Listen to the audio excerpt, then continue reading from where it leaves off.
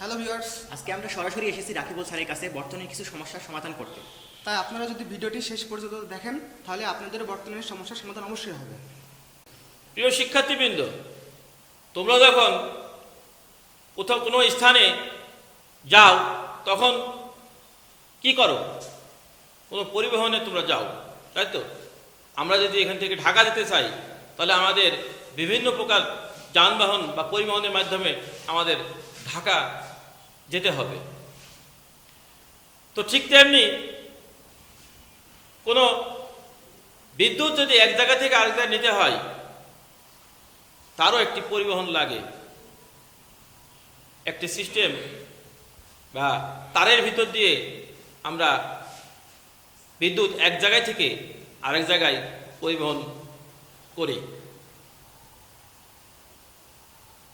তো আমরা রাস্তায় চলার সময় যেমন রাস্তা আঁকা বাঁকা বা চিকন হলে চলাচলে বাধাগ্রস্ত হই, ঠিক তেমনি বিদ্যুৎ এর তার যদি চিকন হয় বা দুর্বল হয় বিদ্যুৎ চলাচলে বাধাগ্রস্ত হয়।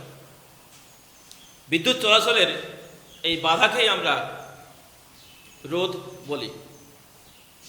তো তোমাকে যদি বলা হয় রোধ কাকে বলে, তাহলে তুমি কি বলবে? তাহলে তুমি বলবে বিদ্যুৎ চলাচলের বাধাকেই রোধ বলা হয়। এই রোধের মান বিভিন্ন সময়ে পরিবর্তন করা হয়, বিভিন্ন প্রয়োজনে, বিশেষ প্রয়োজনে রোধের মান পরিবর্তন করা হয়, যাকে আমরা পরিবর্তনশীল রোধ বলি। তো এই রোধ যখন আবার একাধিক হয় তখন সেটাকে আমরা তুল্য রোধ হিসাবে বিবেচনা করি। একটা বর্তনীতে অনেকগুলো উপাদান যুক্ত থাকতে পারে, সেখানে ট্রানজিস্টর থাকতে পারে, সেখানে ব্যাটারি থাকতে পারে, বা আরও অনেক উপাদান একটা বর্তনী বা সার্কিটের ভিতরে থাকে। এই বর্তনী আমরা দুই ধরনের পাই, যার একটিকে বলা হয় শ্রেণী বর্তনী, আরেকটিকে বলা হয় সমান্তরাল বর্তনী। তো প্রিয় শিক্ষার্থী, আজকে আমি আমার ক্লাসে তোমাদের এই বর্তনী নিয়ে আরো বিস্তারিত আলোচনা করব। আজকের ক্লাস শেষে তোমরা অবশ্যই বর্তনীর কিভাবে হয়, তুল্য কিভাবে হয়, এর বিস্তারিত তোমরা জানবে। তো আমি একটু আগে তোমাদের বললাম শ্রেণী বর্তনী এবং সমান্তরাল বর্তনী, এই দুই ধরনের বর্তনী আমরা ব্যবহার করি। শ্রেণী বর্তনী কাকে বলে? যখন শ্রেণী বর্তনী বলবো তখন একটা শ্রেণী বর্তনীতে যতগুলো যন্ত্র থাকে সবগুলো একই তারে থাকে, অর্থাৎ একটি শেষ মাথা আর একটি প্রথম মাথা একত্রে যুক্ত হয়। এভাবে একটি শ্রেণী বর্তনী তৈরি হয়। এতে কি হয়, যদি কোনো কারণে এটা বিদ্যুৎ সংযোগ বিচ্ছিন্ন হয় বাকিগুলো আর সচল থাকে না, অটোমেটিক বিদ্যুৎ সংযোগ বিচ্ছিন্ন হয়ে যায়। মনে করে এই দুটা যদি, এটা যদি বাল্ব হয়, এটা যদি বাল্ব হয়, এটা যদি ফ্যান হয়, তাহলে আমার এই বাল্বটি যদি কেটে যায় এই বাল্ব এবং এই ফ্যানটিও বন্ধ হয়ে যাবে। আর সমান্তরাল বর্তনী কাকে বলে? সমান্তরাল বর্তনীর সবগুলো মাথা একটি সাধারণ বিন্দুতে যুক্ত থাকে। দেখো ঠিক এরকম, মনে করো এই একটা ফ্যান, এই একটা বাল্ব, এই একটা বাল্ব, এই তিনটা যন্ত্র। দেখো এদের এদের যে তার এক সাধারণ বিন্দুতে এখানে যুক্ত হয়েছে। এর ফলে কি হয়েছে, এখন এটার মধ্যে মেইন তার, তাহলে এটা যদি কেটে যায় বা নষ্ট হয়ে যায় বাকি দুটোর উপরে কিন্তু কোনো প্রভাব পড়বে না। এই হচ্ছে সমান্তরাল বর্তনী এবং শ্রেণী বর্তনীর মূল পার্থক্য।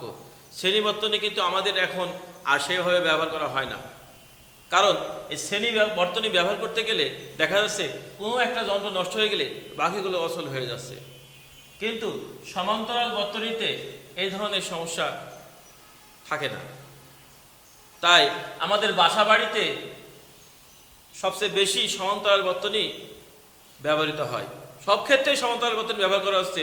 কিছু জায়গা যেমন আমরা দেখে থাকি বিয়ে বাড়িতে লাইটিং করার সময় যে আলোর ঝলকানি দেখতে পাই, ওখানে কিন্তু শ্রেণী বর্তনী ব্যবহার করে অনেকগুলো লাইট, শত শত লাইট যুক্ত করা হয়। এরকম দু এক জায়গায় ছাড়া সমস্ত জায়গায় সমান্তরাল বর্তনী ব্যবহার করা হয়। লক্ষ্য করো শিক্ষার্থীরা, কোনো পরিবাহীর রোধ যদি আর হয় তাহলে আমরা ওহমের সূত্র থেকে কি পাই? I সমান V বাই আর। এখানে V বিভব পার্থক্য, I বিদ্যুৎ প্রবাহ এবং আর রোধের মান। তো এখানে লক্ষণীয় বিষয় দেখো, রোধ এবং বিদ্যুৎ প্রবাহ এটা কিন্তু পরস্পর বিপরীতে, অর্থাৎ ব্যস্তানুপাতিক আছে। তাহলে রোধের মান যদি বাড়ে, মানে রোধের মান কখন বাড়ে? যখন বিদ্যুৎ চলাচলে বাধাগ্রস্ত হয়।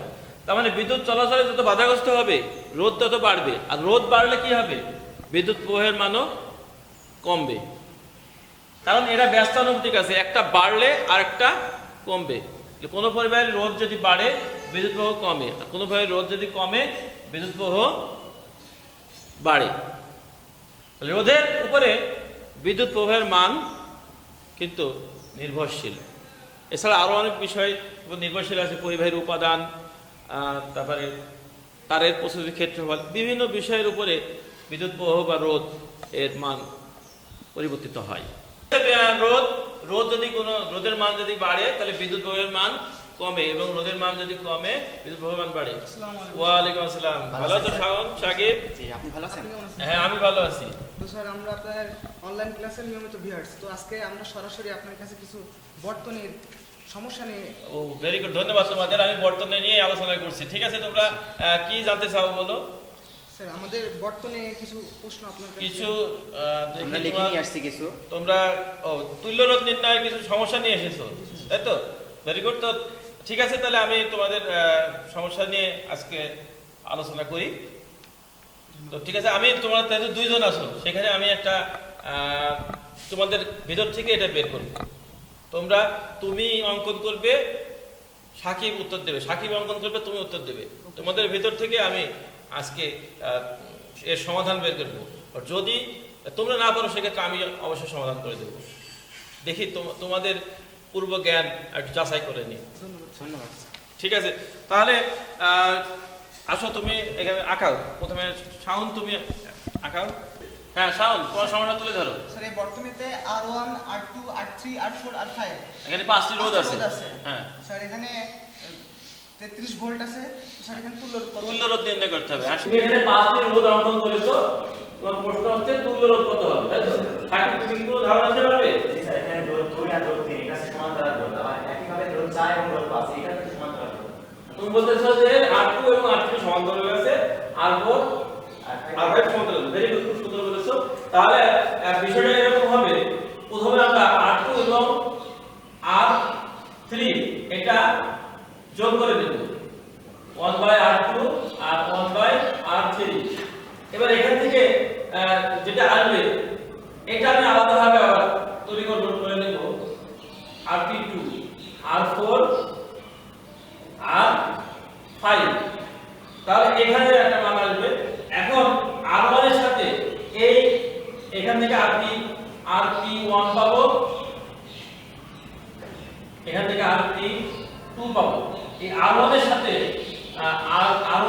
যদি আমরা RP1 এবং RP2 যোগ করি তাহলে যেটা হবে সেটাই হবে তুল্য রোধ। সাকিব, তোমার বর্তনী ব্যাখ্যা করো।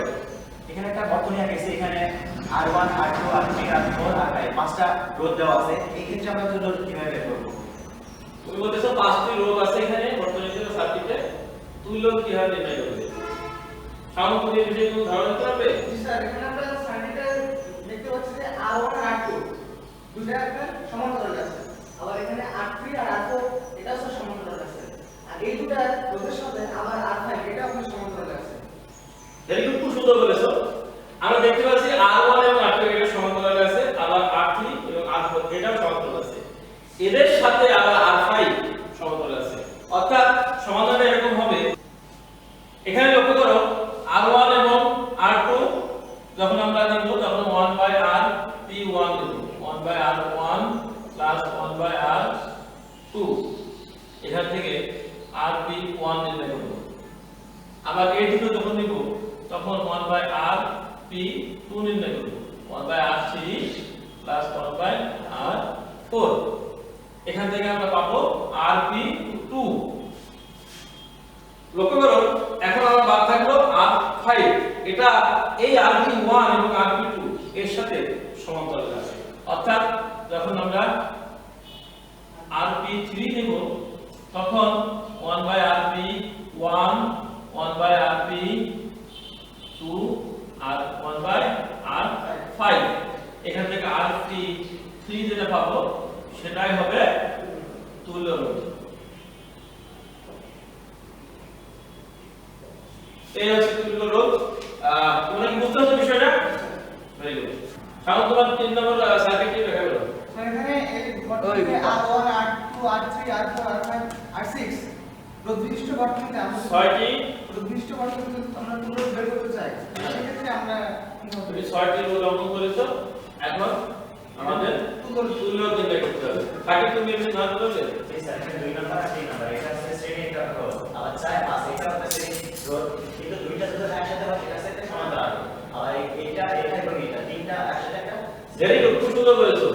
R2 এবং R3 এটা শ্রেণীতে আছে, আবার R4 R5 এরাও শ্রেণীতে আছে, আবার এরা পরস্পর সমান্তরালে আছে, আবার এদের সাথে R1 এবং R6 শ্রেণীতে আছে। তাহলে সমাধানটা এরকম হবে, যখন RS1 হবে তখন R2 এবং R3 যোগ হবে, এরপরে RS2 যখন হবে R4 এবং R5 যোগ হবে, এরপরে এরা পরস্পর